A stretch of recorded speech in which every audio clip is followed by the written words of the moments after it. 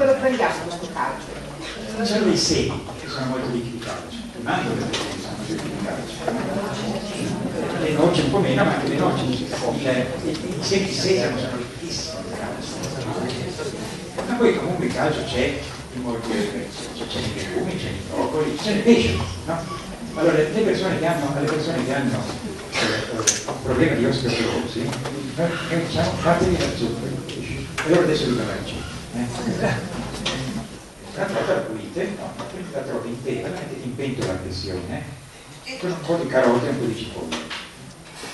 Mettete acqua abbondante che la copra almeno 3 volte, senza sale, senza sale. Quando la pentola va in pressione, mettete la sveglia a 45 minuti. E la cuocete 45 minuti in pentola a pressione. No? Quando aprite la vostra pentola a pressione, l'altra volta non c'è più. Si è sciolto tutto, no? Comprese le ossa. No?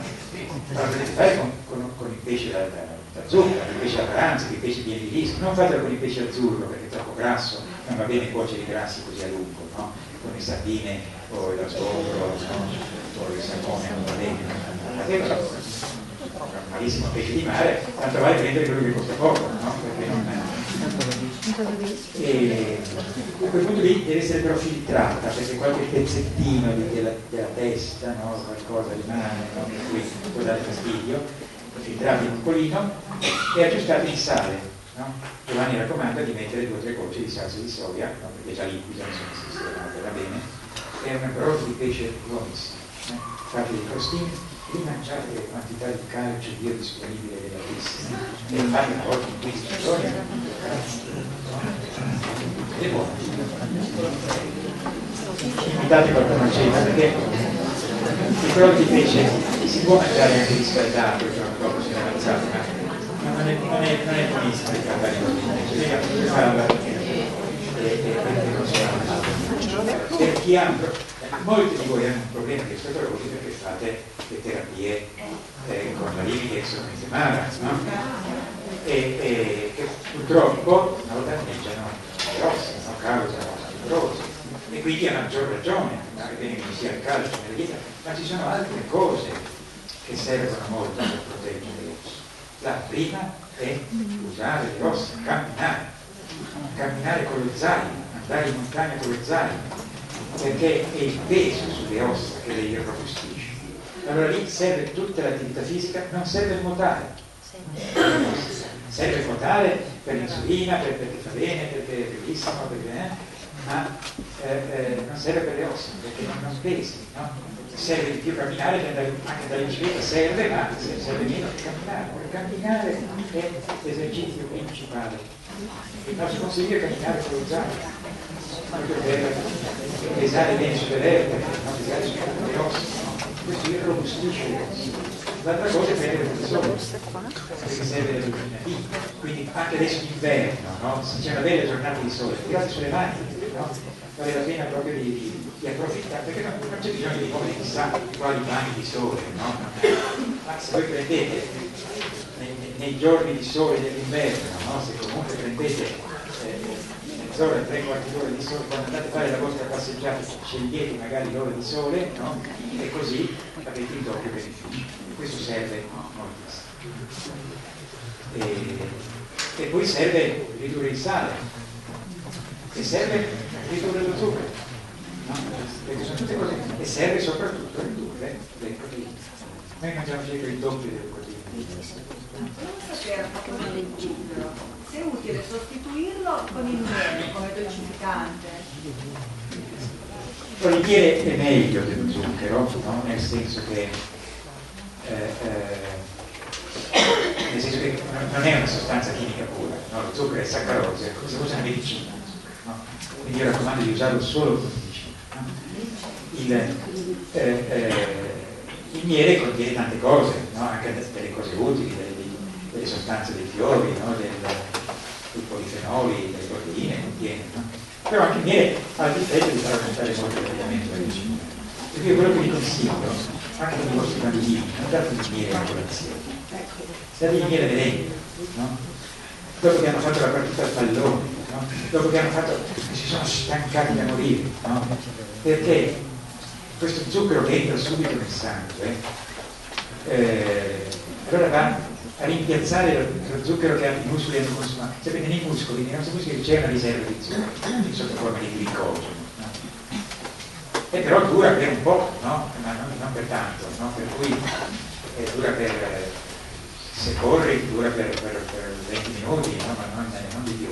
Quando noi ci alziamo al mattino, durante la notte si ricostruisce tutto il zucchero nei muscoli, no? I muscoli sono pieni, per cui se mangi miele ti fa aumentare la glicemia, questa glicemia non sa dove andare, no? Ed è facile che vada a finire in deposito, che venga trasformata in ciccia, no? Perché l'insulina ha anche questo effetto, quando l'insulina sale molto, no? Fa entrare i grassi, no? In cellulite, no? Quindi dopo una forte attività fisica, no? È sensato prendere una cosa che non ti alza l'insulina, ma prima ancora di alzare l'insulina avevo catturato il muscolo immediatamente. La Gelazione mi parlava di dolcificanti artificiali. La nostra raccomandazione è di non usare i dolcificanti artificiali. In particolare se siete sovrappeso, non mettete la bustina di aspartame nel caffè. Il fruttosio. E non usate il fruttosio. Lo zucchero di canna è un po' meglio dello zucchero bianco, no? Perché non è proprio una sostanza pura, contiene dei sali minerali, contiene dei sali minerali che migliorano il funzionamento, contiene dei sali di cromo che migliorano, ma deve essere quello nero nero e non proprio la bustina del bar che è marroncino chiaro e lo zucchero bianco colorato. Gli smalti sono un po' meglio, no? Lo sciroppo d'acero. Anche lo sciroppo d'acero qualche volta lo usiamo, cioè sono questi prodotti che vanno meglio, no? Dello zucchero bianco. Però anche lì vi raccomandiamo di adattarvi a un gusto meno dolce. Perché il fruttosio no? Perché il fruttosio ha un effetto perverso. Il fruttosio, si dice tecnicamente, aumenta la resistenza alla leptina. Della leptina probabilmente avevate sentito parlare, perché i giornali ne hanno parlato tanto, è un ormone prodotto dal tessuto nervoso. Se c'è un topo grasso, no? Se tu fai un'iniezione di leptina, questo rimane più. No? Tant'è vero che quando abbiamo scoperto questa cosa, l'industria aveva comprato a questa università americana il brevetto della leptina per una cifra stratosferica, no? Miliardi di dollari, no? E poi hanno provato a iniettarlo nei grassi uomini, però non ha funzionato. Sono rimasti collegati. Però la leptina ha questa funzione, è un ormone prodotto dal tessuto adiposo che dice al nostro ipotalo, al nostro cervello: guarda che c'è troppa ciccia, riduce la temperatura. Il fruttosio sta in questa condizione. Allora il fruttosio c'è nella frutta e va benissimo, la frutta va bene, no? Ma perché non c'è, ma se tu mangi un bollo di fruttosio, no? Proprio no? La cosa dolcificata con il fruttosio, questo mangi una volta non succede niente, no? Però non bisogna metterlo nella quotidianità. E anche i dolcificanti artificiali hanno un effetto che adesso si studia il meccanismo di far aumentare la vita, per cui fanno male proprio per chi è sovrappeso. La nostra raccomandazione è: andiamo sul naturale, no? La raccomandazione del pubblico. Lo sciroppo di agave. Ecco, lo sciroppo di agave è molto usato oggi. C'è questo bellissimo libro che vi consiglio di leggere si chiama Anticancro il libro, di David Sebanskaya,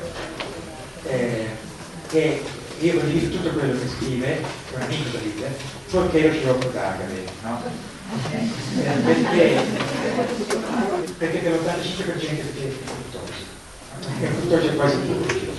Meglio lo sciroppo d'acero, no? Perché la donna giapponese di 50 anni fa si amava meno? Perché loro mangiavano il pesce crudo, mangiano le alghe.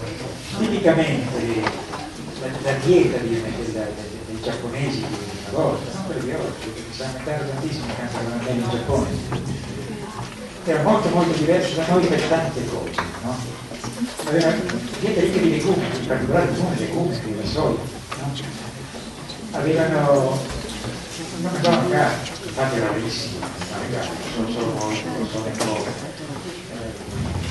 particolarmente ricchi o non mangiavano latte formaggio, proprio non c'era il latte. Per un giapponese bere un bicchiere di latte è come per noi bere, per loro non è bere un bicchiere di latte, bere un bicchiere di secrezioni di piantola mammaria di mucca. Sarebbe come per noi bere un bicchiere di secrezioni di piantola salivaria di mucca. Mi faceva questo stesso schifo. Infatti i giapponesi erano tutti piccoli, no? Io quando sono andato in Giappone sono rimasto molto colpito perché tutte le persone della mia età sono tutte più basse di me. I ragazzi sono più alti di me. È cambiata completamente la loro alimentazione e introdotto il latte e la carne. Il latte è diventato più grande. Infatti io, per i bambini, no? Non c'è bisogno che i bambini bevono latte, ma se un bambino non cresce, no? È piccolino per la sua età, diamo il latte, no? Sarà crescere di più, no? Per diventare più alto, no? Noi che siamo cresciuti, anche se siamo rimasti piccoli.